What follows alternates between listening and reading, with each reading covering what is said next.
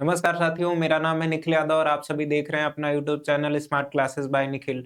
जहां मैं आप सभी को पिछले क्लास में यानी कि पिछली वीडियो में मैंने आपके प्रकाश के चैप्टर को पूरी तरीके से कंप्लीट कर दिया था और मैंने आपको बताया था कि मैं आपके लिए जो कि जिस तरीके से मैंने विद्युत और विद्युत धारा के चुंबकीय प्रवाह के लिए आपके लिए प्रीवियस ईयर क्वेश्चन यानी कि जो पीछे पूछे गए क्वेश्चन थे मैंने आपको आपके लिए लेके आया था और मैंने आपके लिए उसमें एमसीक्यू शॉर्ट क्वेश्चन साथ में लॉन्ग क्वेश्चन के बारे में आपको बताया कि कौन से क्वेश्चन किस प्रकार से पूछे जाते हैं। सेम वही तरीका यहाँ पे भी होगा कि हमने प्रकाश के चैप्टर को पूरी तरीके से कंप्लीट कर लिया है। तो आज हम क्या करेंगे, आज हम इसके पीवाईक्यूज को देखेंगे जिसके अंतर्गत मैंने आपके लिए यहाँ पे 50 एमसीक्यू लेके आया जो आपके लिए बहुत इंपॉर्टेंट है। याद रखिएगा इसमें कई ऐसे क्वेश्चन है जो कि रिपीटेड है, तो ये आपके लिए भी इंपॉर्टेंट हो जाते हैं। तो हम यहाँ पे 50 एमसीक्यू के बारे में बात करेंगे। साथ में शॉर्ट क्वेश्चन है, शॉर्ट क्वेश्चन को और लॉन्ग क्वेश्चन को साथ में कुछ न्यूमेरिकल को मैं एक छोटे से वीडियो 20 से 25 मिनट का भी प्रोवाइड कर दूंगा इसके बाद, जिससे ये आपको पीवाईक्यूज बिल्कुल अच्छे से क्लियर हो जाएगा। यहाँ पे मैं इंपॉर्टेंट एमसीक्यू के बारे में बात करने वाला हूँ, साथ में उसमें जो शॉर्ट क्वेश्चन बनने वाले हैं, जो लॉन्ग क्वेश्चन बनने वाले हैं उसको भी मैं साथ में बताते चलूंगा, जिससे आपको ये क्लियरिटी आ जाए कि आपके एग्जाम में किस प्रकार से क्वेश्चंस को पूछा जाता है। क्योंकि बच्चों को जो होता है वो थ्योरी तो पढ़ लेते हैं, बट ये होता है कि उन्हें एमसीक्यू में प्रॉब्लम होती है कि एमसीक्यू किस प्रकार से बनते हैं। तो हम बिल्कुल अच्छे से एक ऐसा फंडा है कि हम क्या करें, उसके पीवाईक्यूज को देख लें और पीवाईक्यूज से क्या होगा, आपको बिल्कुल अच्छे से सारी चीजें क्लियर हो जाएगी। तो यहाँ पे प्रकाश का परावर्तन और अपवर्तन है। और एक और बात कहना चाहूंगा कि अगर आपको ये एमसीक्यू तभी आप इसको सॉल्व कर पाओगे जब आपने पीछे की सारी वीडियो यानी कि जो प्रकाश चैप्टर से जो भी वीडियो आपके रिलेटेड है, 4 वीडियो मैंने प्रोवाइड की है, अगर आप उसको देखते हो तो मैं ये कह सकता हूं कि आपको इसमें से लगभग 50 में से 45, 50 या 50 भी आप टोटल के टोटल 50 क्वेश्चन तो कर ही सकते हो। अगर आपने उस वीडियो को देखा है तो 45 से ज्यादा क्वेश्चन को आप सॉल्व कर जाओगे।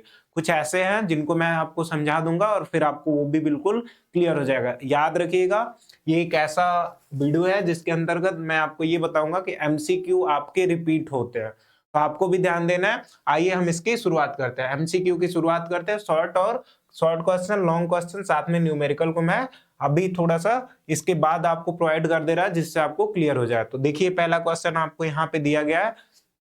देखिएगा कि पहला क्वेश्चन आपको यहाँ पे क्या लिखा है, मैं आपको पढ़ करके बताता हूँ। जैसा कि आपको यहाँ पे दिख रहा है कि पहला आपको जो क्वेश्चन है लिखा है कि प्रकाश किस प्रकार की तरंग है। अब मैंने आपको प्रकाश के गुण पढ़ाए थे, मैं आपको ये भी बताते चल रहा कि ये मैं कहाँ पे पढ़ा हूँ, किस हेडिंग के अंतर्गत पढ़ा हूँ, जिससे आपको ये समझ में आएगा कि हमने आपको जितना भी पढ़ाया है ये क्या है, उसी से आपको मिल रहा। अगर आपने वो चैप्टर्स पढ़े हैं, आपने वो वीडियो देखे हैं, तो उससे क्या होगा, आपको सॉल्व हो जाएगा।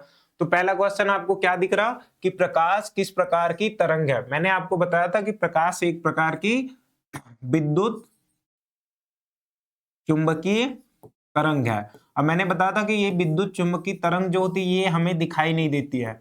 और विद्युत चुंबकीय तरंग के और भी मैंने कौन कौन से एग्जाम्पल बताए थे, जैसा कि आपने पढ़ा था अल्ट्रासोनिक वेव, इसके अलावा इंफ्रारेड होता है, इसके अलावा एक्स रेज होता है, साथ में गामा रेज होता है, बीटा रेज होता है, यानी कि तरंग जो भी है। तो इन सब से क्या होता है, यही सब क्या है, विद्युत चुंबकीय तरंग।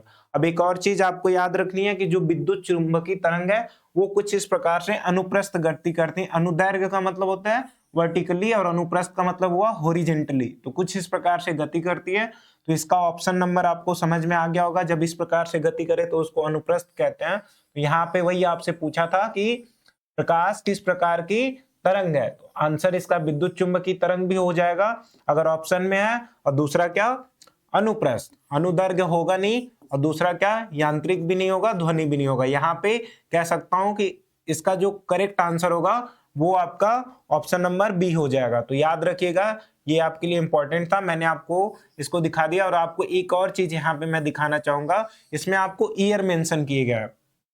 आपको यहाँ पे ईयर देख के क्या होगा, उससे ईयर से ये हमें समझ में आएगा कि ये क्वेश्चन कब कब पूछा गया। तो आप यहाँ पे ध्यान से देख रहे होगे कि ये 2019 में तो पूछा गया था, इसके बाद 3 साल बाद दोबारा ये 2022 में, और ये आपका लेटेस्ट क्वेश्चन है, यानी कि ये अभी पिछली बार जब एग्जाम हुआ था 2025 के फरवरी मार्च में, तब ये क्वेश्चन आपसे पूछा गया था। ये देख लीजिए, आपको 2025 में ये क्वेश्चन दिख रहा होगा।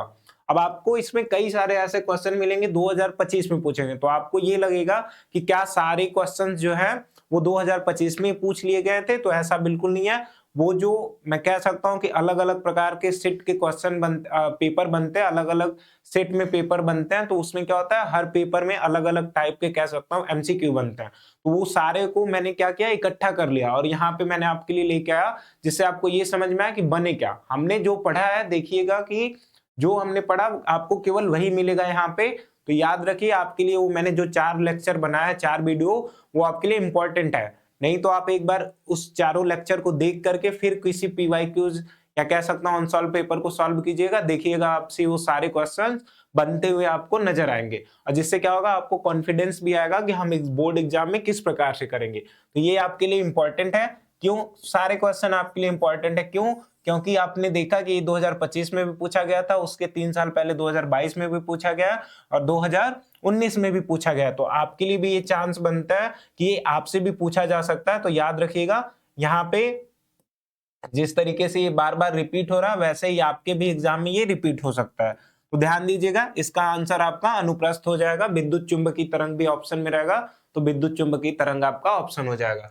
इसके बाद ये मैंने कहां पढ़ा था, ये मैंने प्रकाश के गुण के अंदर इसको बताया था, प्रकाश के गुण के अंदर मैंने इसको समझाया था। और साथ में मैंने ये भी जब प्रकाश के बारे में बताया कि प्रकाश किसे कहते हैं, ये सारी चीजें, तो वहां पे भी मैं आपको ये बता दिया हूं। तो याद रखिएगा मैंने आपको कहां बताया था, ये भी मैं आपको बताते चल रहा। इसके बाद दूसरा क्या है, समतल दर्पण में बनने वाला प्रतिबिंब कैसा होता है। वेरी वेरी इंपॉर्टेंट आपके लिए। मैंने समतल दर्पण के बारे में बताया था कि समतल दर्पण एक कह सकता हूँ फ्लैट सतह होता है, जिसपे जब हम देखते हैं तो हमें क्या है, जितनी लंबाई की ऑब्जेक्ट होती है उतनी ही लंबाई की आपका इमेज मिलता है। साथ में और भी मैंने इसमें कई सारी चीजें बताई थी कि ये आभासी होता है, साथ में सीधा होता है, ये सारी चीजें मैंने आपको बताया था। तो इसका आंसर क्या हो जाएगा, आभासी और सीधा। और मैंने क्या समतल दर्पण के बारे में बताया था, और क्या बताया था कि इसमें जो प्रतिबिंब का आकार होगा वह वस्तु के आकार के, आपसे पूछता है कि समतल दर्पण की विशेषता बताइए उसके प्रतिबिंब की, तो ये आभासी होता है, साथ में सीधा होता है। दूसरी चीज कि इसमें जो प्रतिबिंब का आकार, प्रतिबिंब की जो ऊंचाई होती है, लंबाई होती है, वो किसके बराबर होती है, तो वो वस्तु के बराबर की होती है। साथ में आभासी सीधा तो मैंने बता ही दिया, वस्तु जितनी दूरी पे रहेगी समतल दर्पण से, उतनी ही दूरी पे आपका प्रतिबिंब भी बनेगा। ये सारी चीजों मैंने आपको 3 पॉइंट बताए थे, आपके लिए इंपॉर्टेंट है। क्यों? क्योंकि आप यहाँ पे देख रहे हो एक चीज मेंशन की गई है, 2018, 3 साल बाद 2021 में, 2 साल बाद दोबारा 2023 में, और फिर ये आपसे 2025, यानी ये भी आपका लेटेस्ट क्वेश्चन है, ये अभी आपसे पूछा गया क्वेश्चन है। तो ये आपके लिए इंपॉर्टेंट है। क्या क्या मैंने बताया, पहला, इसका पहला कह सकता हूं, पहला ये हो गया।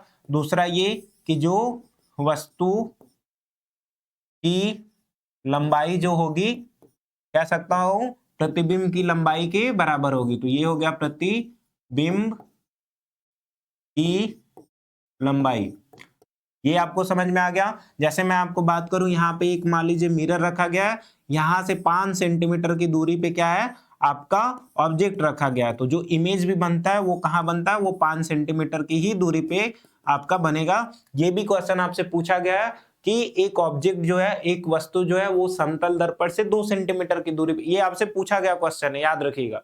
एक वस्तु जो है समतल दर्पण से 2 सेंटीमीटर की दूरी पे रखी गई है, तो प्रतिबिंब कितनी दूरी पे बनेगी, या प्रतिबिंब समतल दर्पण से कितना दूर बनेगा, तो याद रखिएगा वो भी आपका 2 सेंटीमीटर पे बनेगा। ये तीसरे वाले कॉन्सेप्ट पे आपका वो आंसर होगा। ये दूसरा आप भी याद रखिएगा, पहला तो आपको याद ही रखना है, 4 सालों में पूछा गया क्वेश्चन है। आप देख रहे हैं कि 18 से 25 के बीच में ये 4 बार पूछ लिया गया है, तो ये आपके लिए भी इंपॉर्टेंट है। और समतल दर्पण बात करूं तो ये आपके लिए इंपॉर्टेंट हो ही जाता है, क्योंकि जब मैंने आपको क्या पढ़ाया था, दर्पण के बारे में पढ़ाया था, तो दर्पण आपका 2 प्रकार का बताया था, एक आपका समतल दर्पण, दूसरा गोली दर्पण। मैंने समतल दर्पण से बनने वाली सारी प्रतिबिंब और उससे जो भी रिलेटेड चीजें थी, मैंने आपको सारी चीजें बता दी। ये मैंने कब पढ़ाया, सबसे पहले प्रकाश पढ़ाया था, फिर प्रकाश का गुण, प्रकाश का परावर्तन। जब मैंने प्रतिबिंब को पढ़ाया था, तो उसके बाद मैंने आपको दर्पण के बारे में बताया था कि दर्पण 2 प्रकार के होते हैं। मैंने आपको डायग्राम भी बना करके दिखाया था। तो आपको यहाँ पे दूसरा क्वेश्चन यहाँ पे सॉल्व हो जाता है। इसके बाद हम बात करते हैं तीसरे क्वेश्चन की। उम्मीद है 2 क्वेश्चन आपको समझ में आ गया होगा। और तीसरा क्वेश्चन हमसे क्या बोल रहा, हमसे बोला कि अवतल दर्पण का फोकस कहाँ स्थित होता है। ये आपसे क्वेश्चन में पूछा गया, क्या बोला कि अवतल दर्पण का फोकस कहाँ स्थित होता है। मैं इसको आंसर डायरेक्ट नहीं बताऊंगा, आपको मैं इसका डायग्राम पहले बना लेता हूँ, बना करके दिखाता हूँ। जैसे कि आपको ये पता है कि 2020, 22, 24 में पूछा गया है, तो कैसे होगा ये, आइए यहाँ पे थोड़ा सा मैं इसको बना देता हूँ। जैसे कि ये एक प्रकार का अवतल दर्पण है, और अवतल दर्पण में मैंने बताया था कि बिल्कुल बीचों बीच आपका क्या होगा, एक पोल होता है, साथ में एक लाइन खींची गई होती है जिसको हम लोग क्या कहते हैं, मुख्य अक्ष के नाम से जानते हैं। बीच में क्या होता है आपका, सेंटर होता है, ये वाला पॉइंट आपका पोल होता है, ये द्वारक होता है M1 M2। और मैंने क्या बताया कि जब आपकी क्या होती है, प्रकाश की किरणें समांतर गति करती हैं कुछ इस प्रकार से, कुछ इस प्रकार से, नीचे भी हो सकता है आपका, नीचे से हो ऊपर से, आप यहाँ पे बस ध्यान दीजिएगा। जैसे ये प्रकाश की किरणें गति करेंगी समांतर, वो यहाँ पे टकराएंगी, टकराने के बाद ये परावर्तित हो जाती हैं कुछ इस प्रकार से।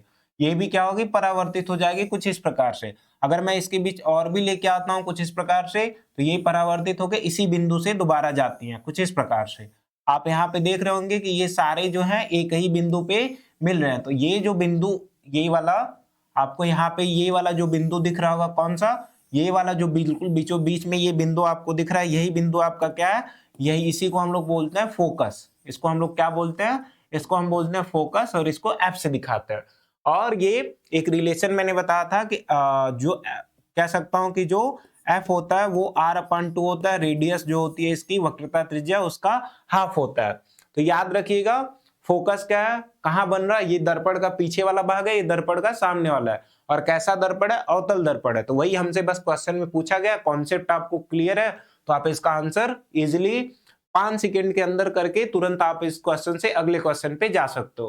तो मैंने आपको ये पहले भी पढ़ा दिया है, और याद रखिए मैं बार बार आपसे कह रहा कि जो मैं पढ़ा हूं केवल उसी के अंदर ये सारे एमसीक्यू आपके सॉल्व हो जाएंगे। तो देखिए इसका आंसर क्या होगा, दर्पण के पीछे नहीं, दर्पण के सामने, ऐसा भी, हाँ दर्पण के सामने, इसका दूसरा वाला जो आंसर हो जाएगा क्या, दर्पण के सामने।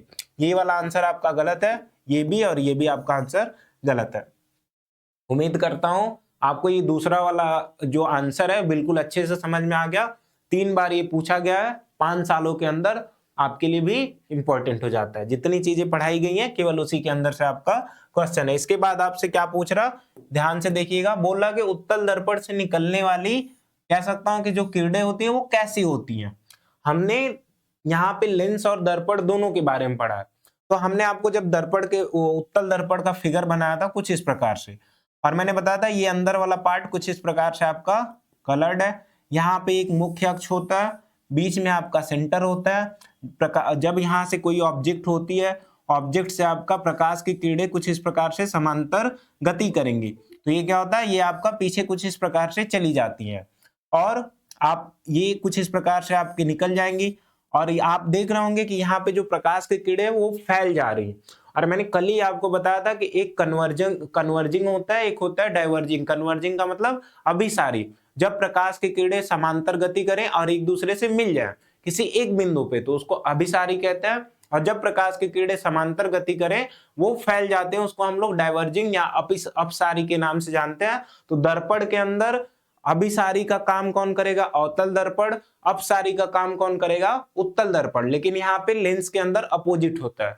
तो यहाँ पे हमसे दर्पण, याद रखिए दर्पण की बात कर रहा, ये यहाँ पे दर्पण आपको ध्यान से देखना होगा कि यहाँ हमसे क्वेश्चन में लेंस ना पूछ करके दर्पण पूछा है। तो याद रखिएगा इंपॉर्टेंट है, वहां पे लेंस होता तो इसका आंसर क्या हो जाता, अभिसारी। लेकिन उत्तल दर्पण की बात कर रहा यानी कि ये प्रकाश की किरणों को फैला देता है, डाइवर्ज कर देता है। तो इसका आंसर क्या हो जाएगा, अपसारी, यानी कि आंसर नंबर इसका बी हो जाता है। और ये कब कब पूछा गया, 2019, 2021, 2023। जितनी चीजें पढ़ाई गई हैं उसी से बार बार चीजें आपकी रिपीट हो रही हैं। कॉन्सेप्ट मैंने बता दिया किस प्रकार से होता है, ये भी मैंने आपको बिल्कुल अच्छे से समझा दिया। ये मैंने आपको पहले ही समझाया। अगर ये देख लीजिए अवतल दर्पण है तो प्रकाश की किरणें क्या हो रही, मिल रही है एक जगह पे, तो यानी कि यहाँ पे क्या हो रहा, अभिसारी हो रहा। अभिसारी का मतलब होता है कन्वर्जिंग, यानी कई सारी पैरेलल आ रही प्रकाश की किरणों का किसी एक बिंदु पे मिलना, उसको अभिसारी कहते हैं। आगे क्या बोला, अपवर्तन का मुख्य कारण क्या है। मैंने आपको अपवर्तन के बारे में क्या बताया था कि जब प्रकाश की किरणें किसी एक माध्यम से किसी दूसरे माध्यम में जब जाती हैं तो वो सीधी जानी चाहिए, लेकिन ऐसा क्या होता है, वो बिल्कुल नहीं होता है। जब एक माध्यम से दूसरे माध्यम में जाता है तो वहां पे प्रकाश की कह सकता हूं कि चाल में परिवर्तन होता है, यानी उसकी स्पीड में, यानी उसकी गति में क्या होता है, परिवर्तन होता है। और वो क्या होता है, या तो अभिलंब की तरफ झुक जाता है या तो अभिलंब से आपका दूर हो जाता है। तो इस प्रकार प्रकाश की गति में परिवर्तन के कारण या माध्यम में परिवर्तन के कारण प्रकाश का विचलन होना ही प्रकाश का अपवर्तन कहलाता है। शॉर्ट क्वेश्चन आपसे बनेगा। और ये क्यों होता है, कुछ इस प्रकार से मैंने आपको बताया था कि नीचे आपका मान लीजिए जल है, यानी कि पानी है, और यहाँ पे एक मैंने अभिलंब आपको कुछ इस प्रकार से बना करके दिखाया था। कैसे, कुछ इस तरीके से मान लीजिए ये आपका अभिलंब है और प्रकाश की किरणें कुछ इस प्रकार से आपकी आ रही हैं, ऐसे आएगी आपतित किरण। यहाँ पे आपका आपतित किरण मैंने बना करके आपको दिखाया था और बताया था या तो ये अभिलंब की तरफ झुक जाएंगी या तो ये अभिलंब से दूर हट जाएंगी, बिल्कुल सीधे बिल्कुल नहीं जाएंगे। इसी को हम लोग अपवर्तन के नाम से जानते थे। तो यहाँ पे होता क्या, जब ये होता है आपका मान लीजिए वायु है तो इसको हम लोग बोलेंगे विरल माध्यम, और ये होगा आपका सघन, यानी इसको मैंने पानी बोला तो इसको सघन बोलेंगे। तो याद रखिएगा, जब विरल माध्यम से सघन माध्यम में जाता है तो प्रकाश की चाल कम हो जाती है, जब सघन माध्यम से विरल माध्यम में जाएगी तो प्रकाश की चाल बढ़ जाती है। तो बस ये होता क्यों, क्योंकि इसकी चाल में भी परिवर्तन होता है, इसकी वजह से यहाँ पे ऑप्शन में दिया है आपको ऑप्शन नंबर ए। तो हम क्या करते हैं, यहाँ पे अपवर्तन का मुख्य कारण क्या है, प्रकाश की चाल में परिवर्तन। तो इसका आंसर आपका क्या हो जाएगा, माध्यम बदलने पर प्रकाश की गति में परिवर्तन, या फिर कह सकता हूं इसका चेंज हो जाना, बदल जाना। समझ में आया आपको अपवर्तन क्या होता है, साथ में क्यों ऐसा होता है, ये याद रखिएगा। कब कब पूछा गया, इंपॉर्टेंट है 2018 और साथ में 19, 24, 25। यानी कि आप देख रहे हो कि यहाँ पे 18 के बाद 19, 24 के बाद 25। तो आपसे भी पूछा जा सकता है, इंपॉर्टेंट है, सारे क्वेश्चन आपके लिए इंपॉर्टेंट है, याद रखिएगा। आगे क्या है, 6 नंबर हमसे क्या बोला, परावर्तन के नियम के अनुसार क्या होता है। मैंने आपको क्या बताया था, एक यहाँ पे चिकना पॉलिशदार सतह होता है, और क्या होता है यहाँ पे, जब प्रकाश की किरणें कुछ इस प्रकार से आती हैं, बीच में आपका अभिलंब होता है। जब प्रकाश की आपतित किरण आती है तो यहाँ से टकराने के बाद परावर्तित हो जाती है। यहाँ पे बिंदु जो बनता है इसको हम लोग आपतन बिंदु के नाम से जाते हैं, उसको आपतित किरण, इसको परावर्तित किरण। याद रखिएगा, इसको इस वाले बिंदु को हम लोग क्या कहेंगे, आपतन बिंदु। जिस बिंदु पे मिल रहा है इसको आपतन बिंदु के नाम से जानेंगे। ये इधर आपका दिखेगा और ये ऐसे, ये आपतित किरण, ये परावर्तित किरण, ये अभिलंब। तो दो नियम थे इसका, ये आपतित किरण, परावर्तित किरण और अभिलंब एक ही तल में होते हैं। दूसरी चीज और क्या याद रखना है, दूसरा नियम कि यहाँ पे जो एंगल आई होता है, ये वाला एंगल ये इसके बराबर होगा, इस चीज को याद रखिएगा, ये एंगल आर। तो आई इज इक्वल टू आर हो जाता है। एक चीज और मैं आपको बताना चाहूंगा, अगर इसका नाम कुछ दे देता है, इसको मान लीजिए M1, ये हो जाता है M2, ये बीच में O हो जाता है, ये A हो गया, ये B हो गया। अगर आपसे बोल दे कि M1 OA is equal to 60 डिग्री, देन आई एंगल आई क्या होगा, और आपसे एंगल आर भी पूछ दे तो आप कैसे बताओगे। आपको ये टोटल पता है, ये वाला पार्ट आपका 90 है, जिसमें से इस वाले को बोल रहा 60 है, तो ये आपका आई कितना बचा, आपका 30 बचा, और angle i is equal to angle r, तो ये भी 30 हो गया। तो आपको ये सारी चीजें याद रखनी है, कैसे आपको एंगल निकालना है। और क्या पूछता है कि वो उस बिंदु का नाम बताइए जहां पे आपतित किरण, परावर्तित किरण और अभिलंब एक ही वो कौन सा बिंदु होता है जहां पे आपतित किरण, परावर्तित किरण और अभिलंब एक दूसरे के साथ मिलते हैं। ऑप्शन नंबर इसका हो जाए, ऑप्शन क्या होता है, कई सारे ऑप्शन दिए होंगे जिसमें से आपका आंसर क्या होगा, आपतन बिंदु। साथ में मैं और भी एमसीक्यू बता रहा, आप ध्यान दीजिएगा, इस चीज को भी, क्वेश्चन को भी याद रखिए, इस बिंदु को भी याद रखिए, आपके लिए दोनों इंपॉर्टेंट है। ये यहाँ पे ऑप्शन नंबर बी आपका सही हो जाता है। इसके बाद हम आगे बढ़ते हैं, यहाँ पे लेंस की शक्ति का जो मैंने मात्रक बताया था वो क्या होता है। मैं यहाँ पे लेंस की शक्ति कहते किसे हैं उसको भी बता दे रहा, साथ में इसका मात्रक बता दे रहा। लेंस की शक्ति या फिर इसकी क्षमता के, ये कितनी बार पूछा गया, 2018, 20, 22, 25, देख रहे हैं कि बार बार। इसका आंसर मैंने आपको डायोप्टर बताया था। अब लेंस की क्षमता या लेंस की शक्ति होती क्या है, मैंने आपको उत्तल लेंस और अवतल लेंस के बारे में बताया था कि उत्तल लेंस क्या करता है, प्रकाश की समांतर किरणों, अगर जैसे मैंने क्या बताया था कि कुछ इस प्रकार से उत्तल लेंस है, जब प्रकाश की किरणें इस तरीके से इस तरीके से इस तरीके से आती हैं तो ये इसको एक बिंदु पे मिला देता है कुछ इस प्रकार से। और यहीं पे क्या होता है फोकस। यानी आप यहाँ पे क्या देख रहे हैं कि प्रकाश की किरणें जैसे ही समांतर आई एक बिंदु पे मिल रही, यानी अभिसारी हो रही। और दूसरा सेम इसी का उल्टा अपवर्त सॉरी अवतल लेंस में होता है कि वो प्रकाश की किरणों को फैला देता है। तो कोई भी लेंस प्रकाश की किरणों को कितना मोड़ करके अभिसारी प्रकृति में ला रहा है, या एक ही बिंदु पे मोड़ रहा, या कितना कन्वर्ज कर दे रहा, कितना डाइवर्ज कर दे रहा, इसकी जो क्षमता होती है लेंस कितना कर रहा, कितना कह सकता हूं समांतर गति कर रही किरणों को कितना एक बिंदु पे मोड़ रहा या कितना फैला रहा, इसकी जो क्षमता होती है इसी को हम लोग क्या कहते हैं, लेंस की शक्ति या क्षमता कहते हैं। इसका जो मात्रक होता है वो क्या होता है, डायोप्टर होता है। और मैंने इसका फॉर्मूला भी आपको बताया था। क्या बताया था मैंने बताया था आपको P is equal to 1/f, कुछ इस प्रकार से इस तरीके से मैंने बताया था। और ये f किस में था, मीटर में। और मैंने अगर इसी को सेंटीमीटर में बताया था तो 100/f, और f किस में रहेगा आपका, सेंटीमीटर में। और एक चीज और मैंने क्या बताई थी कि जो P आपका हमेशा प्लस का कब होगा, जब ये दर्पण कैसा हो, उत्तल रहेगा। तो क्यों प्लस का रहेगा सर, क्योंकि इसका जो f होता है वो कैसा होता है, प्लस का होता है। और अवतल का कैसा होता है, माइनस का होता है। इसीलिए जो डायोप्टर आता है वहां पे वो आपका नेगेटिव आएगा। क्यों, क्योंकि इसका जो f होता है वो कैसा होता है, नेगेटिव होता है। इतनी सारी चीजें आपको याद रखनी है। ये आपसे शॉर्ट क्वेश्चंस में भी पूछा जाता है, न्यूमेरिकल भी पूछा जाता है। तो मैंने यहाँ पे ये सारी चीजें आपको क्लियर बता दी। तो यहाँ पे 4 सालों में पूछा गया, आंसर आपको दिख रहा होगा आंसर क्या है इसका। इसके बाद बोला अपवर्तनांक का सूत्र क्या होता है, ये होता है नहीं, बिल्कुल ये तो कब 9th में हमने पढ़ा था। ये तो डायोप्टर का ये हो गया लेंस का, लेंस की क्षमता का, ये त्रिज्या का, ऐसे कुछ हो गया। बचा क्या, ये वाला आपका option n is equal to C/V।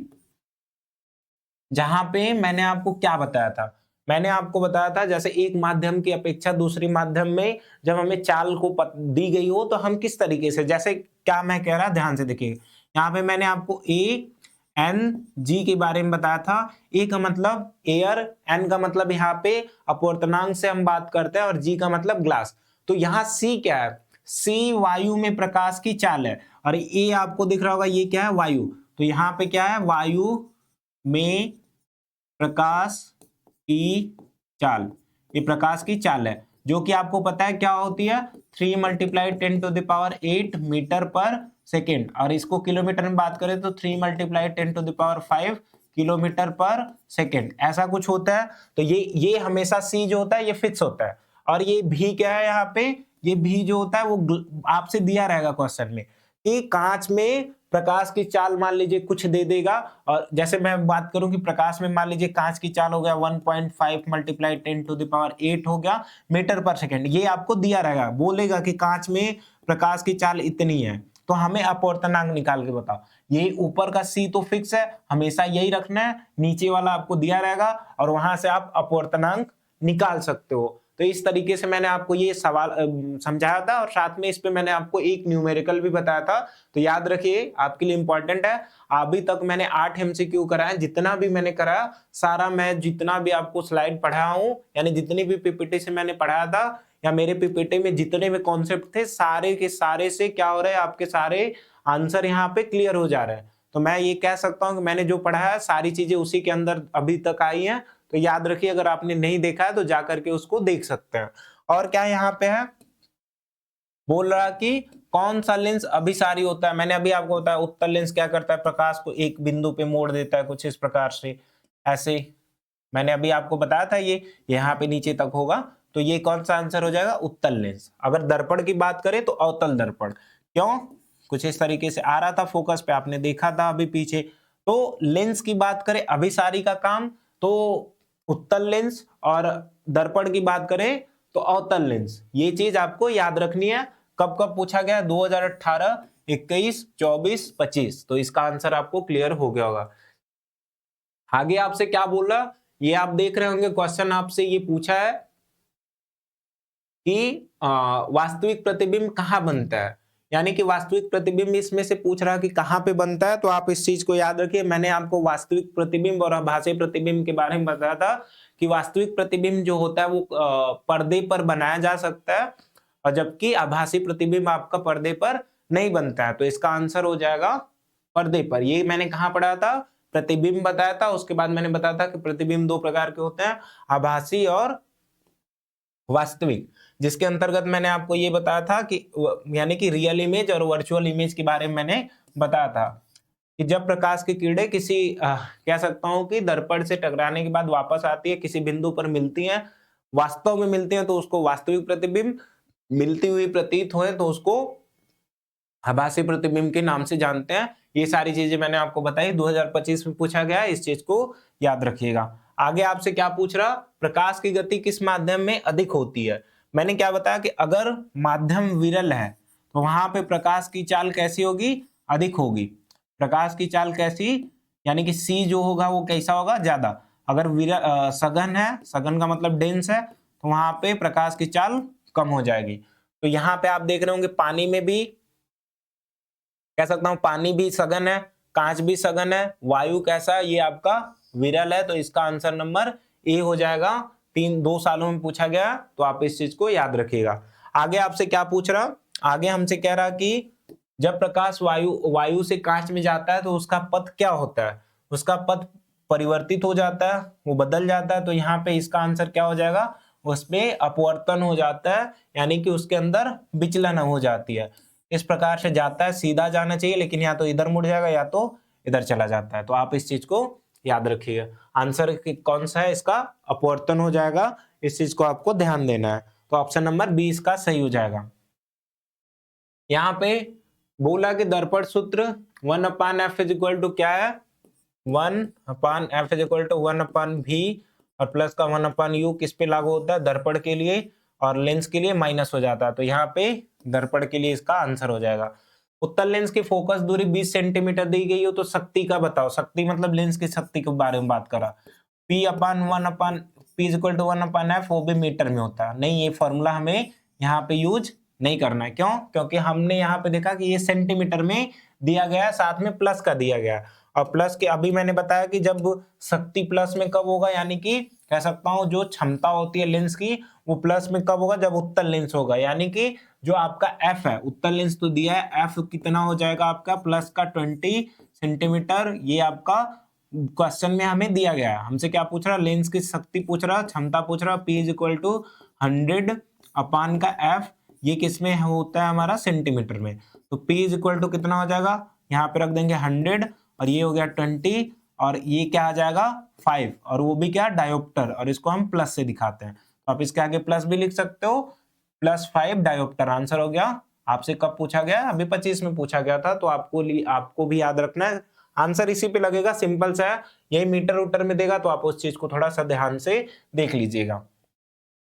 यहाँ पे अगले स्लाइड पे चलते हैं। ये है आपका फोकस दूरी धनात्मक होती है, यह दर्शाता है कि लेंस दर्पण का किस प्रकार है। मैंने आपको क्या बताया था, चिन्ह परिपाटी के बारे में बताया था कुछ इस प्रकार से कि इधर की जो डिस्टेंस होती है नेगेटिव, इधर की पॉजिटिव, ऊपर की पॉजिटिव, नीचे की नेगेटिव। आपने ज्योमेट्री में इस चीज को पढ़ा होगा। तो यहाँ पे मैंने आपको बताया था, मैं आपको यहाँ पे बात करता हूँ किस चीज की, पहले दर्पण की बात करता। ये दर्पण हो गया कौन सा, अवतल वाला। तो इसकी फोकस दूरी कुछ इधर ही बनती है, तो इसका फोकस कैसा हो जाएगा, नेगेटिव हो जाएगा। बात करूं उत्तल दर्पण का जो फोकस होता है वो किधर होता है, वो मैं आपको बना करके दिखा रहा। ये हो गया आपका, कह सकता हूं उत्तल दर्पण, ये यहाँ पे कुछ इस प्रकार से। और जो आपका कह सकता हूं जो फोकस बनता है यहीं पे बनता है, आभासी होता है। तो इसके सामने बना, यानी चिन्ह परिपाटी के राइट साइड में बना, तो ये कैसा होगा, प्लस का। तो यानी कि उत्तल लेंस के लिए जो फोकस होता है वो उत्तल दर्पण के लिए प्लस का होता है, साथ में ये उत्तल लेंस के लिए भी प्लस का होता है, कुछ इस प्रकार से। मैंने यहाँ पे F2 बताया था, 2F2, तो यहाँ पे ये कह सकता हूँ उत्तल लेंस के लिए क्या होता है, हमेशा प्लस का होता है। इस चीज को आपको याद रखना है, ध्यान दीजिएगा। अवतल लेंस के लिए आपका नेगेटिव होगा, अवतल दर्पण के लिए भी। तो क्या है, उत्तल लेंस और उत्तल दर्पण के लिए इसका आंसर आपका सही हो जाएगा। 2022-2024 में ये आपसे पूछा गया। और क्या बोला कि अवतल दर्पण में कह सकता, अवतल दर्पण में वस्तु को फोकस पर और ध्रुव के बीच रखने पर प्रतिबिंब कहाँ बनता है। मैं आपको थोड़ा सा अलग से बता दे रहा इस चीज को, कहाँ बनता है, ध्यान से देख। क्या हमसे बोला है कि एक अवतल दर्पण है, कुछ इस प्रकार से, ध्यान से देख लीजिए इस चीज को। एक अवतल दर्पण है, मैंने आपको 6 इसकी स्थिति के बारे में बताया था। मैंने इसको बताया था कि जब हम क्या करते हैं, यहाँ पे ये आपका फोकस मान लेता हूँ, ये आपका पोल मान लेता हूँ। मैंने बोला कि जब वस्तु को यहाँ पे रखते हैं तो होता क्या है, इसका जो कह सकता हूँ जो इमेज होता है वो ये आपका मान लीजिए सेंटर हो गया, सेंटर से पीछे आपका क्या हो जाएगा, ये अनंत हो गया और ये भी अनंत और सेंटर के बीच का। तो जो इसका इमेज बनता है वो बिल्कुल इसी के कैसे बनेगा, कह सकता हूँ कि क्या पूछा है आपसे, आपसे पूछा है कि जब इसको हम, एक मिनट रुक जाइए मैं इसको थोड़ा सा देख ले रहा। क्वेश्चन क्या बोला कि अवतल दर्पण में वस्तु को फोकस और ध्रुव के बीच में रखने पर ये कहाँ बनता है, यानी कि ये प्रतिबिंब आपका किस प्रकार का बनता है। तो याद रखिएगा ये आभासी बनता है, ये यहाँ पे कुछ इस प्रकार से पीछे मैंने आपको बताया था, ये पीछे बनेगा तो आपका आभासी होगा, साथ में बड़ा हो जाता है। तो आप इस चीज को याद रखिएगा, यहां से जाएगा समांतर, ये फोकस से चला जाएगा, जब हम इसको पीछे डॉट डॉट मिलाएंगे तो ये पीछे बनता है। तो ये मैंने आपको छठी कंडीशन आपको बताई थी, तो आपको ये चीज याद रखना है, इसका कैसा होगा, आभासी और बड़ा। मैं ये नहीं कह रहा कि आपको इस क्वेश्चन को रट जाना है, ऐसा बिल्कुल भी नहीं करना है, जिससे इससे क्या होगा, आपको केवल लर्न करना पड़ेगा। लेकिन आपको 6 कंडीशन, आपको पता है कि वो लॉन्ग क्वेश्चन में भी पूछा जाएगा, तो आपको 6 स्थिति का कह सकता हूँ फिगर बनाने आना चाहिए, जिससे क्या होगा आप ये क्वेश्चन को तो बिल्कुल इजीली कर सकते हो। तो अगर आपने नहीं देखा है तो जा करके देख लीजिएगा किस प्रकार से मैंने आपको 6 स्थिति के बारे में बताया था, ये मैंने आपको पहले ही बता दिया। इसके बाद क्या है, क्वेश्चन नंबर आपका 17 है। क्या बोल रहा है यहाँ पे, ध्यान से देखिए, किस दर्पण या लेंस का हमेशा आभासी प्रतिबिंब बनता है, तो किसका बनेगा, आप इस चीज को याद रखिए। अवतल दर्पण में मैंने अभी आपको क्या बताया था कि ये वास्तविक बनता है किस चीज का, कह सकता हूं कि इसका जो है इसका वास्तविक प्रतिबिंब बनता है। मैंने आपको जब 6 स्थिति बताई थी तो मैंने आपको इसको बताया था। उत्तल का जो होता है वो हमेशा कैसा होता है, आभासी होता है। तो इसका आंसर नंबर ए हो जाएगा। 19, 22, 25 में आपसे पूछा गया है। क्या बोला कि यदि किसी दर्पण की शक्ति माइनस का है, आपको ये 2D से नहीं मतलब, आप यहाँ पे माइनस देख लो, आपको समझ में आ जाएगा। मैंने बताया प्लस किसका होगा, उत्तल का होगा, और माइनस किसका होगा, अवतल का होगा। ये माइनस हो गया, ये किसका है, अवतल का। तो आपको आंसर क्या हो जाएगा इसका, अवतल दर्पण, अरे सॉरी अवतल लेंस, क्योंकि शक्ति तो हम लेंस की पढ़ते हैं, तो ये अवतल लेंस इसका आंसर हो जाएगा। और यहाँ पे क्या बोला, प्रकाश रिफ्रैक्शन मतलब यहाँ पे अपवर्तन, प्रकाश अपवर्तन के दौरान कौन सी क्वालिटी नहीं बदलती है, बहुत आपके लिए इंपॉर्टेंट है, क्योंकि आगे भी ये आपसे रिपीट हो सकता है ये क्वेश्चन आपके लिए, क्योंकि इसमें तो हमने इन सारी चीजों के बारे में थोड़ा बहुत देखा है, लेकिन इस चीज के बारे में नहीं देखा है।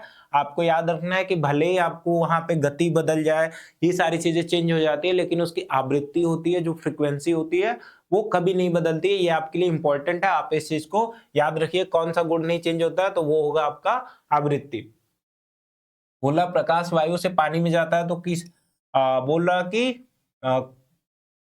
ये क्वेश्चन थोड़ा सा यहाँ पे कुछ गलत बोल, हाँ यहाँ पे क्या बढ़ता है, तो एक चीज याद रखिएगा कि पानी का जो अपवर्तनांक होगा वो वायु की अपेक्षा ज्यादा होगा, तो अपवर्तनांक क्या होता है, बढ़ा मतलब वायु का कम पानी का ज्यादा, तो यहाँ पे अपवर्तनांक आपका बढ़ जाता है। इस चीज को आप लोग याद रखिएगा, इसका आंसर अपवर्तनांक हो जाएगा। 2025 में आपसे पूछा गया था। आगे क्या बोल रहा कि उत्तल लेंस में जब वस्तु उसकी एफ से बहुत दूर हो, यानी कि अनंत पे हो, तो वहां पे क्या होता है, यानी कि एक लेंस है कुछ इस प्रकार से, मैं इसको थोड़ा सा बता दे रहा, याद रखिएगा कि एक लेंस है और यहां से एक जो वस्तु है बहुत दूर रखी गई है, अनंत पे रखी गई है।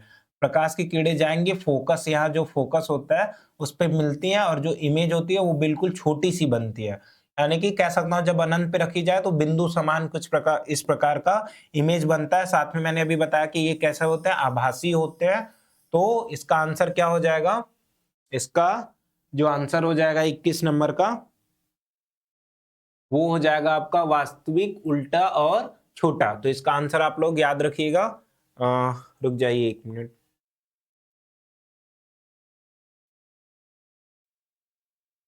इसका आंसर आपका याद रखिएगा वास्तविक, उल्टा और छोटा हो जाएगा। ध्यान दीजिएगा इस चीज को। आगे बोला दर्पण में ध्रुव किसे कहते हैं, ये आपका थोड़ा सा यहाँ पे गलत लिखा है, मैं आपको दर्पण में ध्रुव को बता दे रहा। ये दर्पण हो गया, इसके बीचों बीच का जहां पे मुख्य अक्ष आपका मिलता है उसी को हम लोग ध्रुव के नाम से जानते हैं। इसमें ऑप्शन शायद इसका कुछ गलत हो गया। आगे देखिएगा, यदि एक दर्पण को 2 गुना वक्रता यहाँ पे त्रिज्या कर दी जाए तो फोकस दूरी कैसी होगी। जैसे मैं एक बात कर रहा कि आपने पढ़ा होगा कि जो एफ होता है वो आर अपन का 2 होता है, आधा होता है, आधा ही होता है। इसका आंसर भी मैं आपको बता दे रहा, इसका आंसर हो जाएगा आधा। क्यों बोला कि अगर मान लीजिए कि मैंने क्या माना कि आर पहले कितना था 3, तो आपको वहां पे फोकस कितना मिलेगा सर 1.5, क्योंकि यहाँ पे रखेंगे तो 1.5 आ जाएगा। बोला कि उसको 2 गुना कर दें, यानी कि आर को मान लीजिए मैं 6 कर दे रहा, 3 का ये 2 टाइम्स हो गया, तो फोकस कितना 3 आ गया, यानी फिर भी तो आधा ही आंसर इसका आ रहा, तो इसका आंसर हो जाएगा आधा।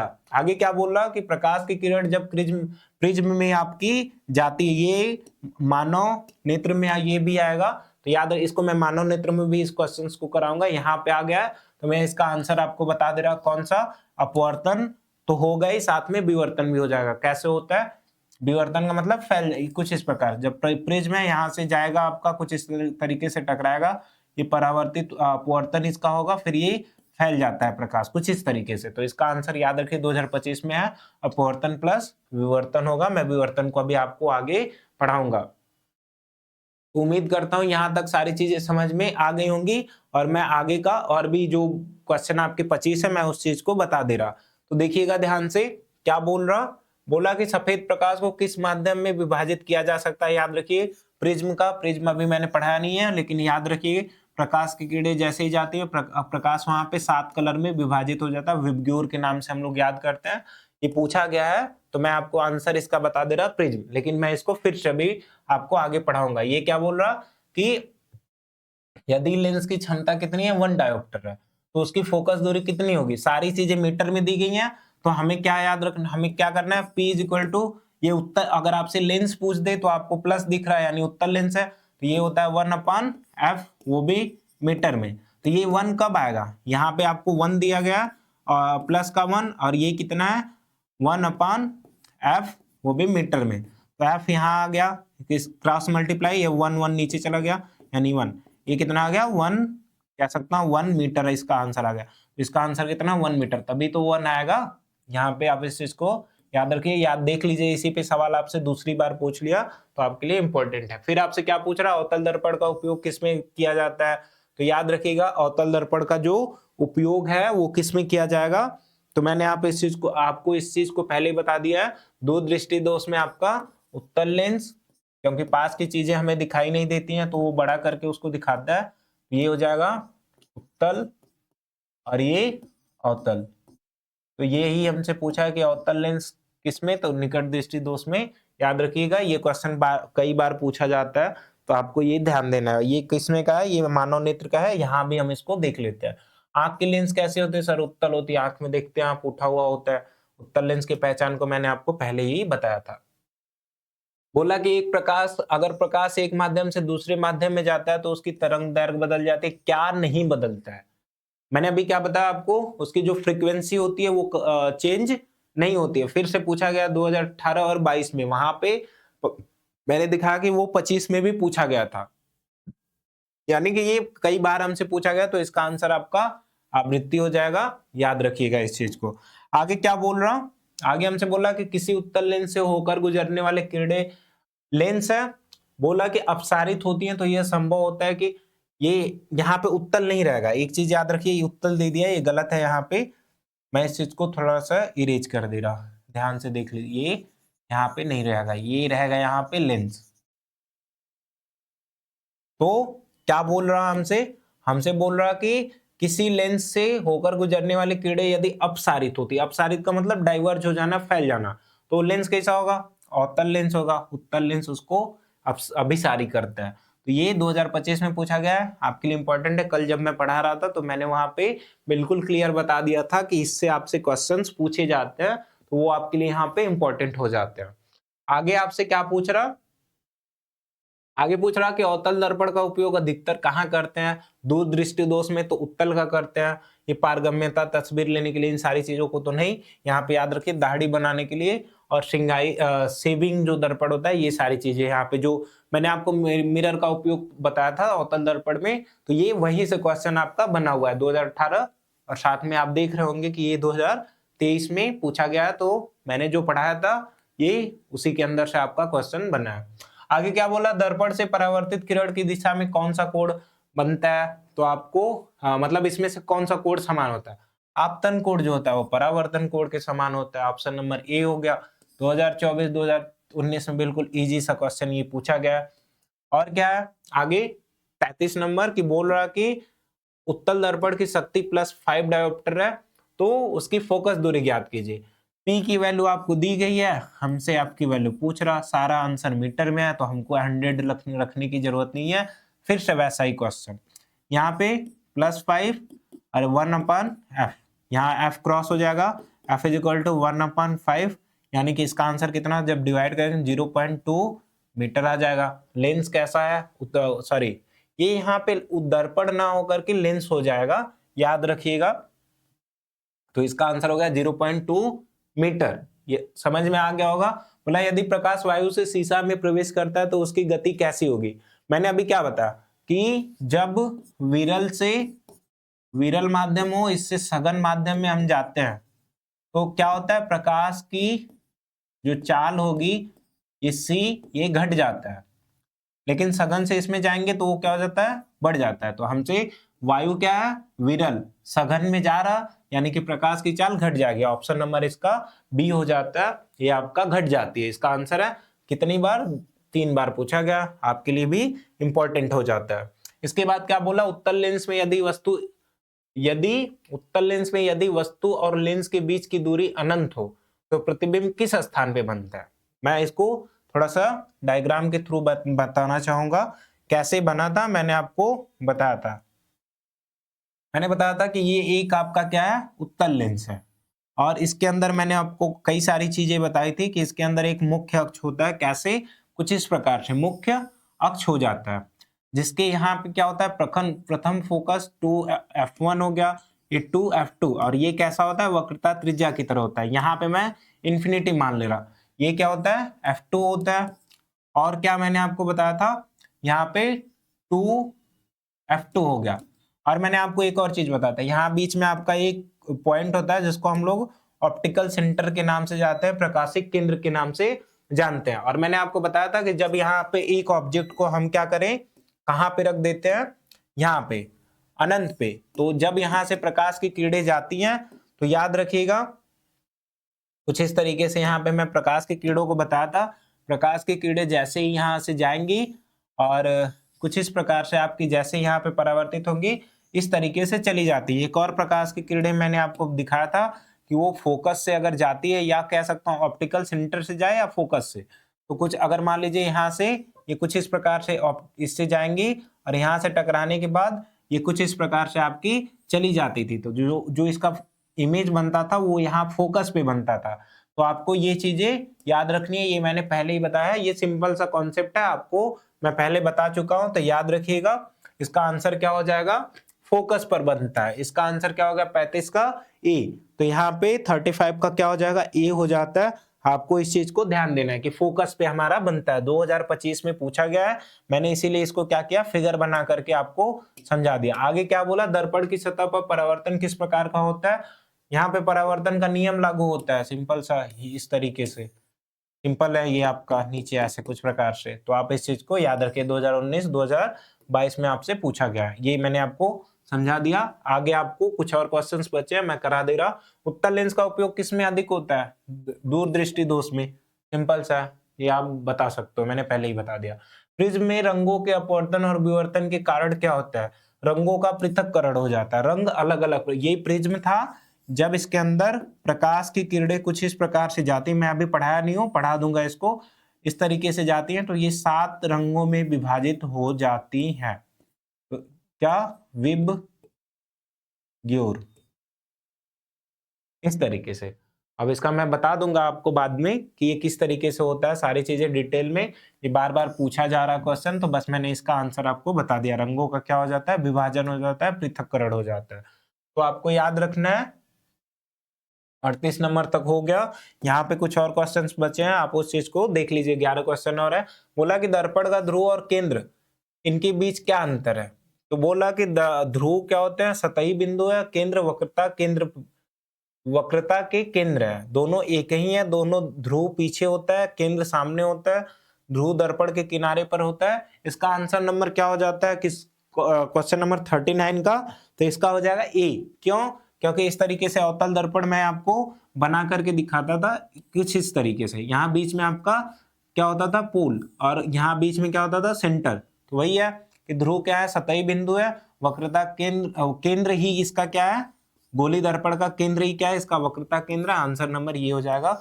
2 बार पूछा गया, उतना ही पूछा नहीं जाएगा, आपको केवल ध्यान देना है इस चीज को। मैंने आपको सारी चीजें पहले भी बता के रखी हैं।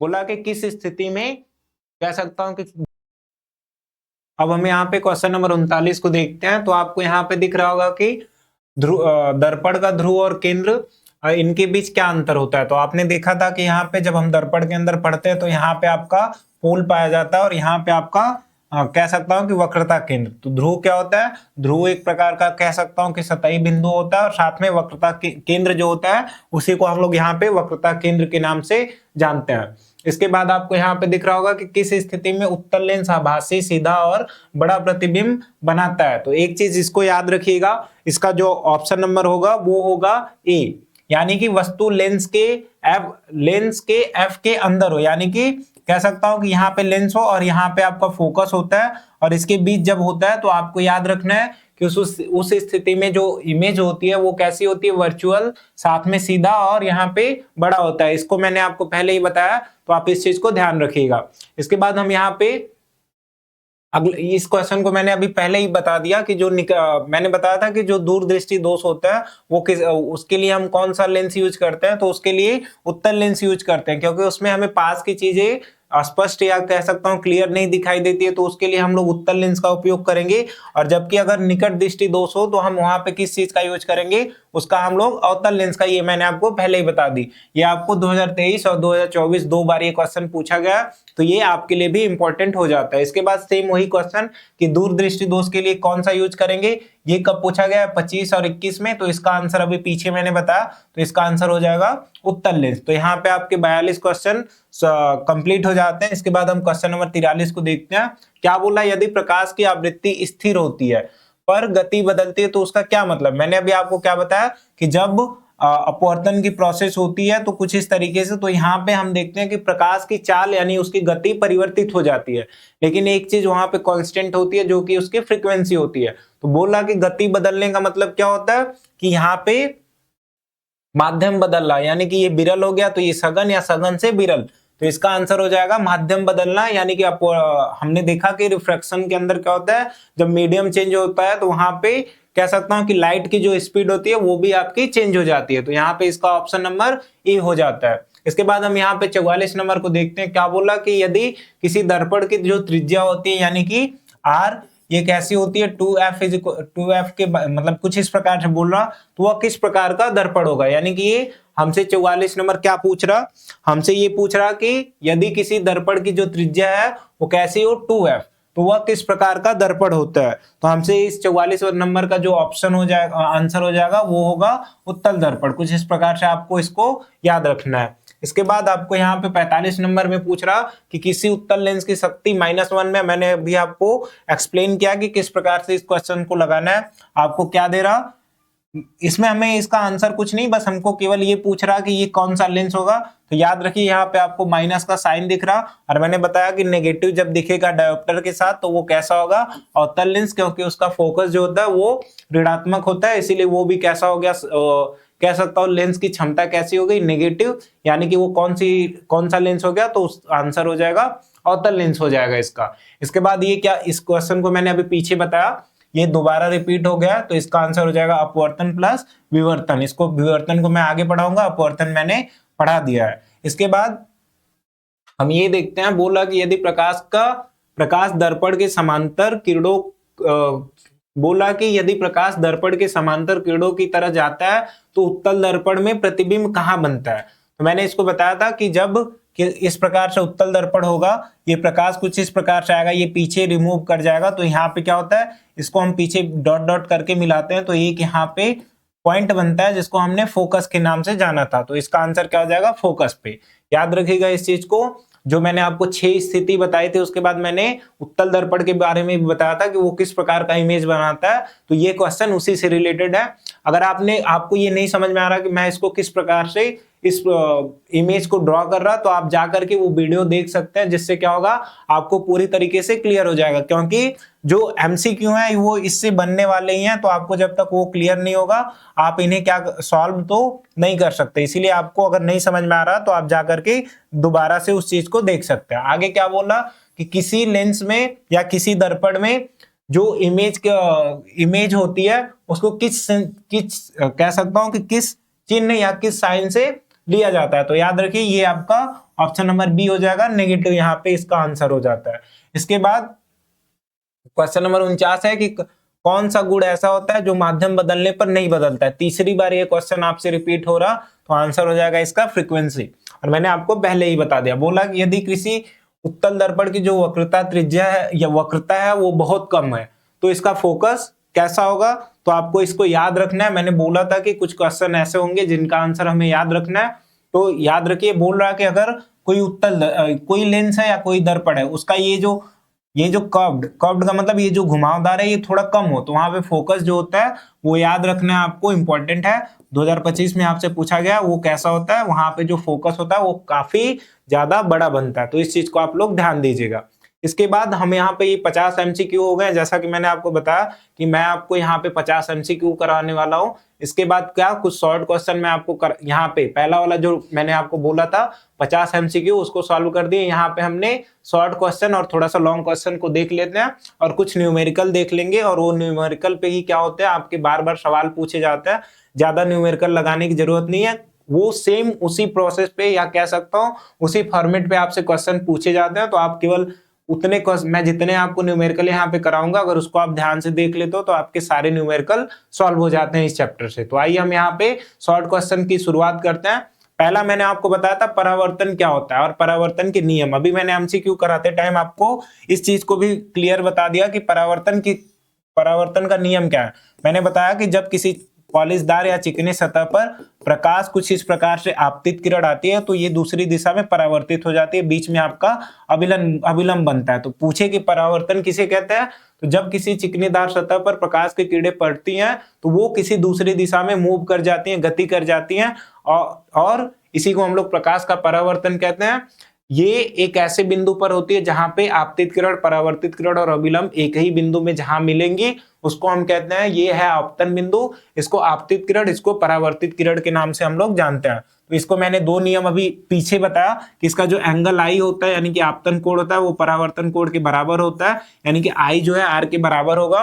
तो ये हो गया इसका दूसरा नियम। और पहला नियम कि तीनों एक ही तल में, इसको मैंने पहले ही क्लियर आपको बता दिया। तो यहाँ पे इसका ये आंसर आपको क्लियर हो जाता है। ये आपसे 2024 में पूछा गया है। ये क्वेश्चन बार बार रिपीट होते हैं, केवल 2024 नहीं 2018 से पहले भी ये कई बार पूछे गए हैं। तो आपके लिए भी ये इंपॉर्टेंट है। याद रखिए जितने भी शॉर्ट क्वेश्चन है मैं आपके पूरे चैप्टर से शॉर्ट क्वेश्चंस को लेके आऊं जो बार बार आपसे पूछा गया, तो आपको भी उन्हीं से याद करना है। यानी कि आप अगर इतना याद कर लेते हो तो इस चैप्टर से बनने वाले सारे शॉर्ट क्वेश्चन को आप इजिली सॉल्व कर जाओगे। इसके बाद क्या है, बोला कि अवतल दर्पण का फोकस क्या होता है। हमने अभी आपको अवतल दर्पण का फोकस किस प्रकार से बताया, कुछ इस तरीके से। ये एक अवतल दर्पण है, मैंने इस तरीके से अवतल दर्पण बना करके आपको दिखाया था अभी पीछे। और यहाँ पे मैंने क्या बताया कि जब ऐसे प्रकार, ये आपका कह सकता हूं कि मुख्य अक्ष यहाँ पे पोल हो जाता है, यहाँ पे सेंटर हो जाता है। बोला कि इस प्रकार से प्रकाश की किरणें समांतर आती है तो एक बिंदु पे सारी प्रकाश की किरणें मिलती है। ये जो बिंदु आपको मिल रहा होगा इसी को हम लोग क्या कहते हैं, इसी को हम लोग फोकस के नाम से जानते हैं। इसको मैंने अभी पीछे आपको बता दिया। तो क्या बोल रहा, ध्यान से देखिएगा। बोल रहा कि जब समांतर आपतित किरण अवतल दर्पण से परावर्तित हो, तो आपको दिख रहा है ये समांतर है और ये परावर्तित होकर के आती है तो एक बिंदु पर मिलती है, उसी को हम लोग कह सकते हैं कि फोकस के नाम से जानते हैं। इस चीज को मैंने अभी क्लियर एमसीक्यू के थ्रू आपको पढ़ा दिया था और मैंने बताया कि एमसीक्यू के थ्रू ही मैं आपको शॉर्ट क्वेश्चन के सारे आंसर बता दूंगा। बस यहीं पे क्या है, ये आंसर आपको दिए गए हैं, इसका मॉडल आंसर क्या होगा, तो ये आपको कुछ इस प्रकार से ध्यान देना है। आगे क्या बोल रहा है कि उत्तल दर्पण से बनने वाले प्रतिबिंब का स्वभाव कैसा होता है। ये सारी चीजें मैंने पहले ही बता दी कि उत्तल दर्पण हमेशा आभासी, सीधा और वास्तविक वस्तुओं से छोटा, यानी कि ये कंडीशन उत्तल दर्पण के लिए इंपॉर्टेंट है और ये हमेशा फिक्स होता है। अवतल में क्या होता है, इमेज की साइज, उसकी जो कह सकता हूँ स्थिति, आकार, ये सब बदलता रहता है। लेकिन उत्तल के लिए मैंने बताया था कि आपका ये फिक्स होता है, दर्पण के लिए, लेंस के लिए नहीं, दर्पण के लिए। तो आपको ये याद रखना है, ये आपसे 2024 में पूछा गया है। इसके बाद आपसे क्या पूछ रहा, अगेन ये 2024 में पूछा गया था कि दर्पण की फोकस दूरी और वक्रता त्रिज्या में क्या संबंध है। सिंपल सा है, जो आर होता है वो कैसा होता है जो यानी कि जो आर इज इक्वल टू क्या होता है, सॉरी यहाँ पे एफ इज इक्वल टू क्या होता है आर अपॉन 2, यानी कि कह सकता हूं कि अगर त्रिज्या आपकी 6 सेंटीमीटर है तो उसका फोकस कितना होगा 3। तो यही सिंपल सा अवतल उत्तल के लिए फोकस दूरी वक्रता त्रिज्या का आधा होता है, यही इसका संबंध है। इसको आपको लिख देना पड़ेगा, जिससे क्या होगा आपको आंसर बिल्कुल अच्छे से क्लियर हो जाएगा।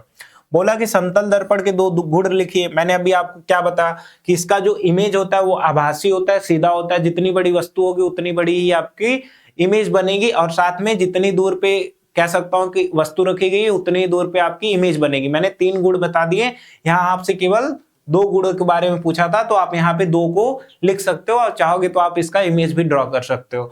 तो उम्मीद है कि यहाँ तक आपको समझ में आ गया होगा। इसके बाद अगले क्वेश्चंस को हम लोग यहाँ पे देखते हैं। क्वेश्चन नंबर 6 बोला कि दर्पण का सूत्र लिखिए। आपने देखा था कि 1/f इज इक्वल टू क्या होता है 1/v प्लस 1/u, और मैंने यहाँ पे साइन भी सबका बताया था कि सबका सिंबल कैसा होता है।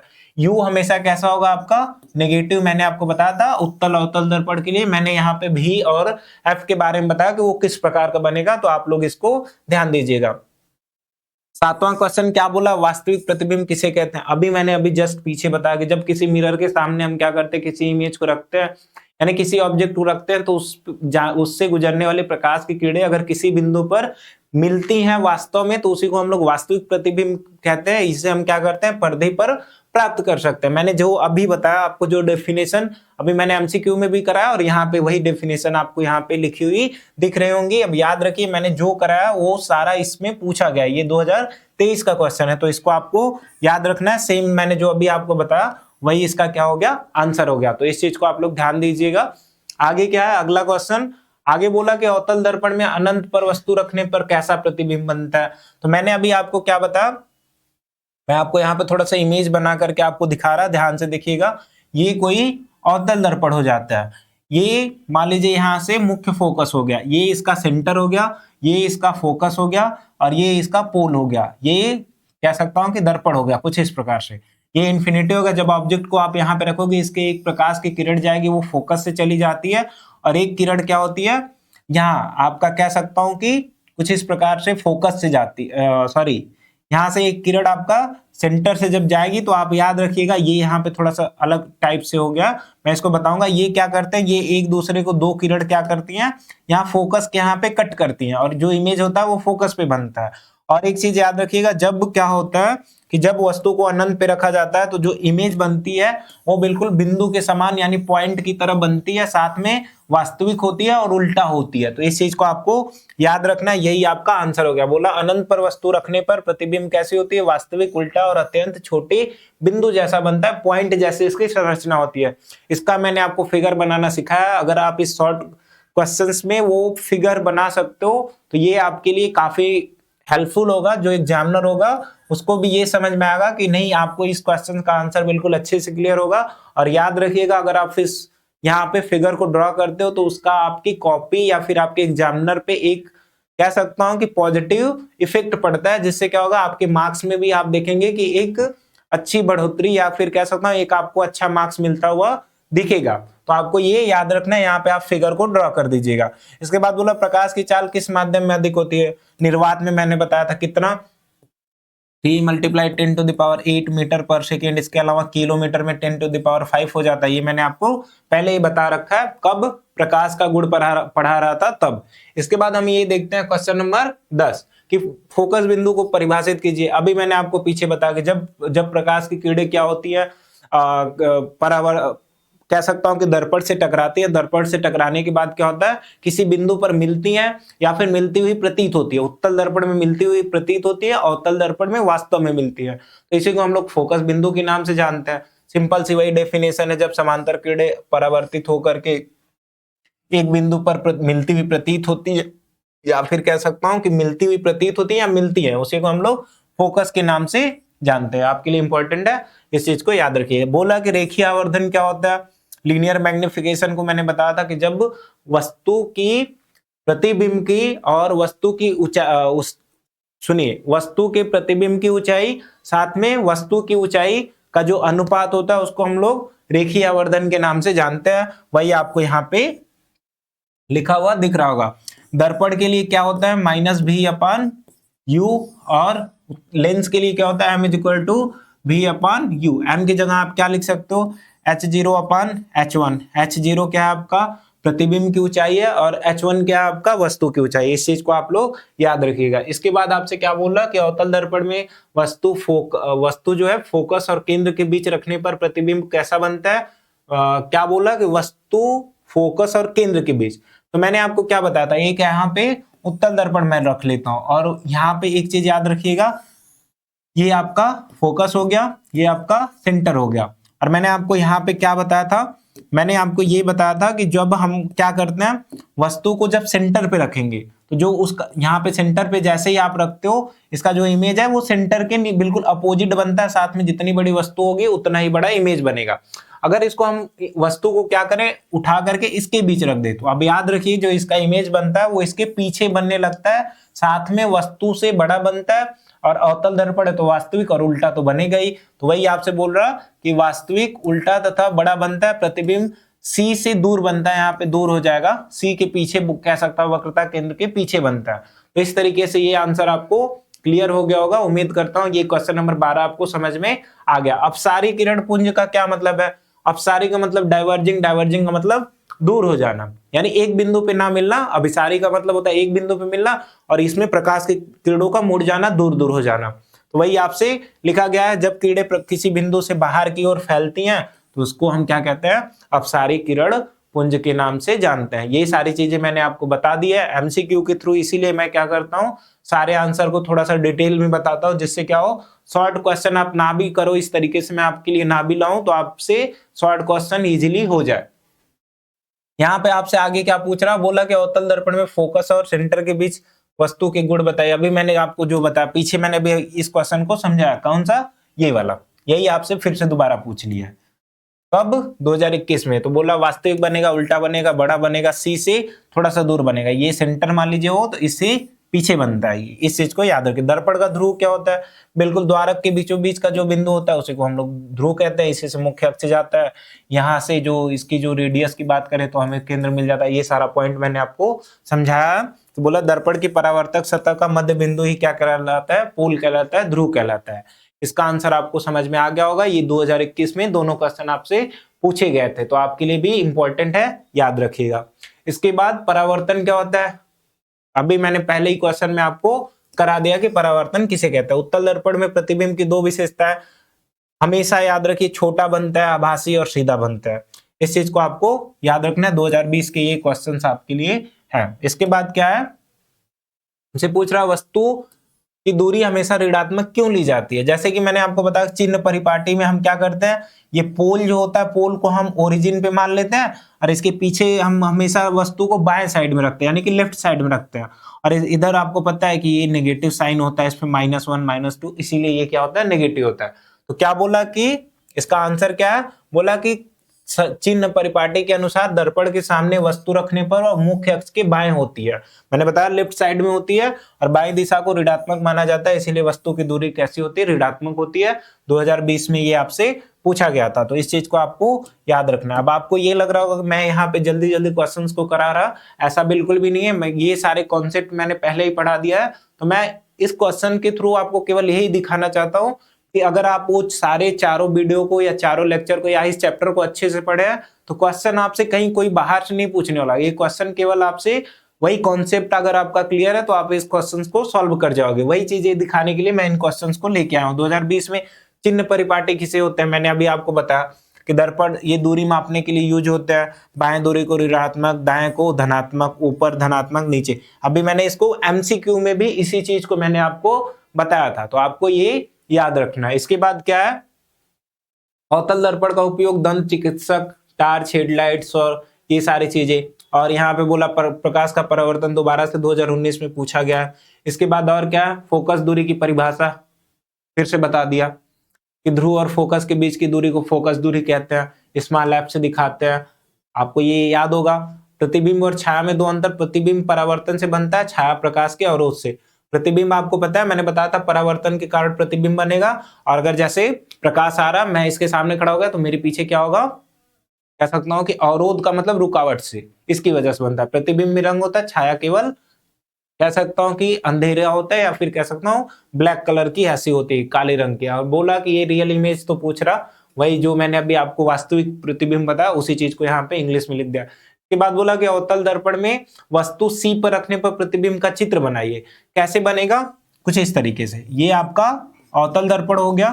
अवतल दर्पण में आपको पता है कि यहाँ पे फोकस, यहाँ पे आपका कह सकता हूँ सेंटर, यहाँ से एक ऑब्जेक्ट होता है, यहाँ पे रखते हैं। तो याद रखिएगा कि इसका जो इमेज बनता है वो कुछ इस प्रकार से नीचे बनता है। आपको समझ में आया होगा, यहाँ से जाता है कुछ इस प्रकार से, ये टकरा करके फोकस से आएगा ये, और एक क्या जाता है फोकस से जाएगा जब, तो ये आता है तो कुछ इस प्रकार से यहीं पे आपका इमेज बन जाता है। इस तरीके से मैंने आपको पहले भी ये बताकर बना करके दिखाया। वास्तविक उल्टा और वस्तु के आकार का बनता है, इस चीज को आप याद रखिएगा। इसको आप बना करके देख लीजिएगा। 6 स्थिति से आप देख रहे हैं कि बार बार आपसे क्वेश्चंस पूछा जा रहा है। इसके बाद क्वेश्चन नंबर 26 है, क्या बोला, परावर्तित किरण क्या होती है।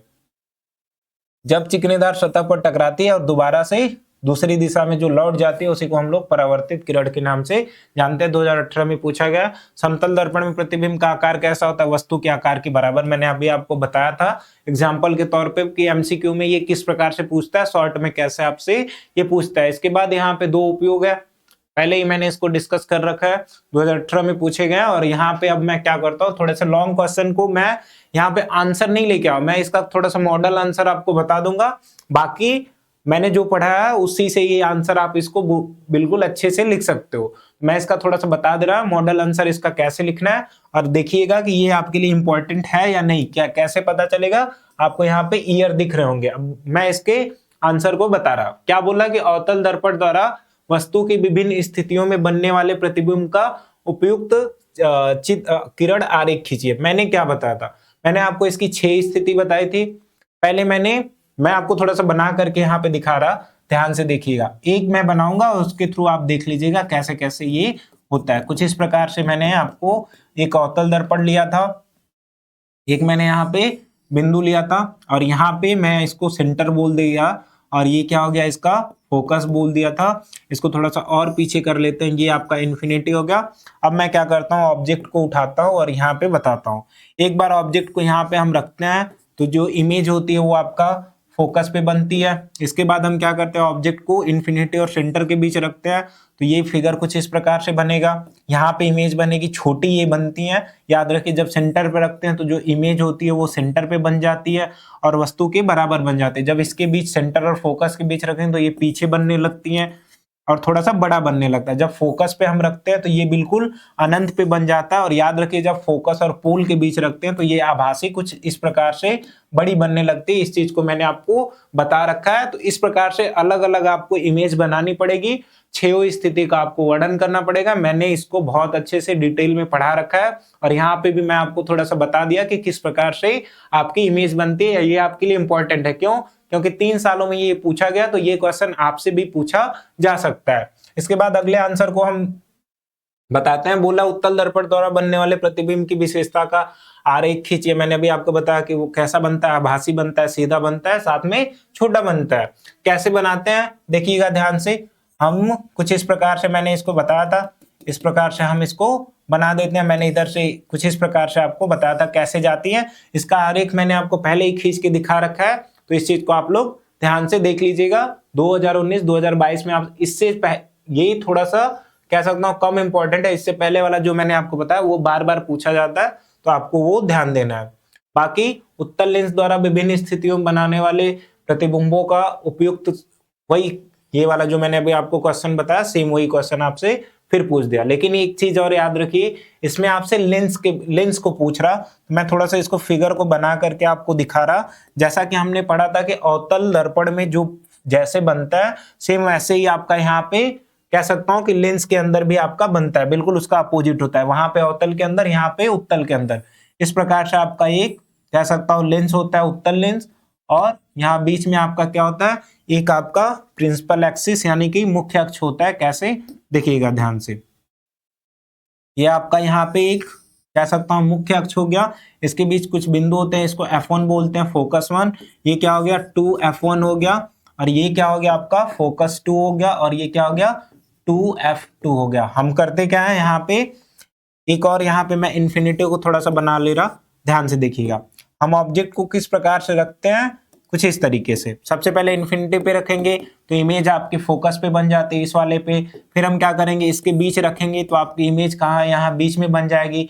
इसके बाद क्या करते हैं, जब फोकस यहाँ, ये एक प्रकार से सेंटर का ही काम करता है। जैसे ही यहाँ पे रखेंगे यहाँ पे बन जाता है, बिल्कुल उसका अपोजिट है। यहाँ पे कह सकता हूँ 2F1 F1 के बीच रखूंगा तो ये पीछे बनने लगता है। जब हम इसको क्या करते हैं फोकस पे रखते हैं तो इन्फिनिटी पे बन जाएगा। जब यहाँ ऑप्टिकल सेंटर और फोकस के बीच रखूंगा तो ये क्या बन जाता है, बिल्कुल पीछे बनने लगता है, ऑब्जेक्ट के पीछे, और साथ में बड़ा बनने लगता है। इस प्रकार से मैंने आपको बना करके फिगर को बताया था, बिल्कुल अलग अलग तरीके से। तो ये आपके लिए समझ में आ गया कि कैसे हमें इसका आंसर लिखना है। मॉडल आंसर मैं केवल बता दे रहा, आंसर किस तरीके से लिखना है इसको मैंने पहले ही बता रखा है। इसके बाद क्या है, आपसे यहाँ पे अवतल लेंस द्वारा बनने वाले प्रतिबिंब की विशेषता आ रही, इसको भी मैंने आपको बताया था किस प्रकार से आपका बनता है। ध्यान से देखिए, मैं थोड़ा सा इसको बना दे रहा और आपको ये क्या होगा समझ में आ जाएगा कैसे बनता है। ध्यान से देखिएगा, इस प्रकार से आपका अवतल लेंस हो गया। थोड़ा सा ये टेढ़ा हो गया, मैं इसको सही कर दे रहा। ये आपका ऐसे, और इसके बीच में भी सेम वही चीजें होंगी। यहाँ पे भी F1 F2 ऐसे ही सेम होगा। ये F1 हो गया, ये 2F1 हो गया, सेम यहाँ पीछे भी बन जाएगा। होता क्या, जब यहाँ पे क्या करते हैं हम वस्तु को कहीं भी रख देते हैं किसी भी जगह पे, तो ये क्या होता है हमेशा ऑप्टिकल सेंटर और फोकस के बीच बनता है। ये इमेज को मैंने पहले ही बताया, तो आप इस चीज को ध्यान दीजिएगा, ये भी क्वेश्चन आपके लिए इंपॉर्टेंट हो जाता है। मैंने बताया था कि डायग्राम जो होता है, यानी जो किरण आरेख हमें बार बार खींचने को बोल रहा है, वो आपके लिए इंपॉर्टेंट है। इसीलिए मैंने क्या किया था, आपको बिल्कुल डिटेल में आराम आराम से करके उसको बताया, तो आप जा करके उस चीज को देख सकते हैं। इसके बाद बोला प्रकाश के परावर्तन के नियम को समझाइए, दर्पण समतल द्वारा प्रतिबिंब का निर्माण कैसे होता है। ये सारी चीजें आपने पहले ही देख रखी हैं। क्वेश्चंस आप देख लीजिए किस प्रकार से आपसे क्वेश्चंस यहाँ पे पूछे जाते हैं। इसके बाद अपवर्तन के नियम, किरण यहाँ पे रेखी से अपवर्तन क्यों होता है, इस चीज को याद रखिए। आपको ये पूछा जा सकता है, ये पीछे भी पूछा गया है। अपवर्तन क्यों होता है, इसका आंसर मैं बता दे रहा हूँ, क्योंकि वहां पे माध्यम आपका बदल जाता है। वो पारदर्शी माध्यम होता है, समांग माध्यम होता है, जिसमें माध्यम कन्वर्ट मतलब परिवर्तित होने के कारण क्या होता है, प्रकाश की चाल बदल जाती है।